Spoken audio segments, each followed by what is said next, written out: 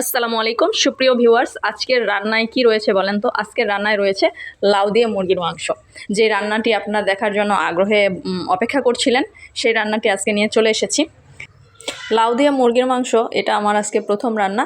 প্রথমে আমি মুরগির মাংসটি ম্যারিনেট করে নিলাম, তারপরে কড়াইয়ে তেল দিয়ে দিলাম। এখন এই পেঁয়াজ, রসুন এবং শুকনো কাঁচা মরিচ এইগুলা কিন্তু ভালো করে একটু কষিয়ে নিব। দেখুন, আমি এইগুলার পরিমাণ অনুযায়ী ঝাল, লবণ যা যা দেওয়া দরকার সবগুলো দিয়ে দিলাম। এখন নাড়াচাড়া করতেছি। এটা সুন্দর করে কষিয়ে নেওয়ার জন্য এইখানে কিন্তু প্রয়োজনীয় সব মশলা দেওয়ার পরে নাড়াচাড়া করার পরে একটু পানি অ্যাড করে দিতে হবে। পানি দিয়ে সুন্দর করে কষিয়ে নিতে হবে। এই যে পানি দিয়ে দিলাম, এখন একটু ঢেকে দিতে হবে। তারপরে দেখুন আবার নাড়াচাড়া করতেছি, কারণ লেগে যেতে পারে। তো মশলাটা যত মজা হবে এই রান্নাটাও কিন্তু খেতে ততটাই মজা লাগবে। এইগুলা যেন মানে খেতে কাঁচা না থাকে বা অনেক বেশি মিষ্টি না হয়, সেদিকে লক্ষ্য রাখতে হবে।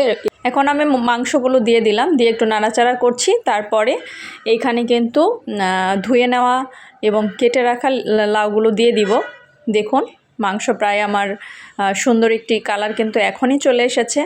এখন আমি এখানে লাউগুলো দিয়ে দিব। দেখুন, কেটে রাখা লাউগুলো দিয়ে দিলাম। একদম অনেক বেশি হয়ে গেছে লাউ দেওয়ার পরে, যদিও লাউ কিন্তু যখন আউড়ে যাবে একদমই সামান্য হয়ে যাবে। আর লাউ থেকে আসলে কী পরিমাণ যে পানি বের হতে পারে এটা কল্পনার বাইরে। দেখুন এতটা পানি বের হয়েছে। লাউ দিয়ে মুরগির মাংস এটা একটা খুবই সুস্বাদু এবং উপকারী একটি খাবার। আমাদের নবী হজরত মুহাম্মদ সাল্লাল্লাহু আলাইহি ওয়াসাল্লামের সবথেকে পছন্দের একটি সবজি ছিল এই লাউ। আমরা অনেকেই জানি। আমার রান্না কিন্তু প্রায় শেষ, এখন শুধুমাত্র পরিবেশনের পালা। কেমন লেগেছে আশা করি সবাই জানাবেন, এবং এতক্ষণ যারা আমার সঙ্গে ছিলেন সকলকে অসংখ্য ধন্যবাদ জানাচ্ছি।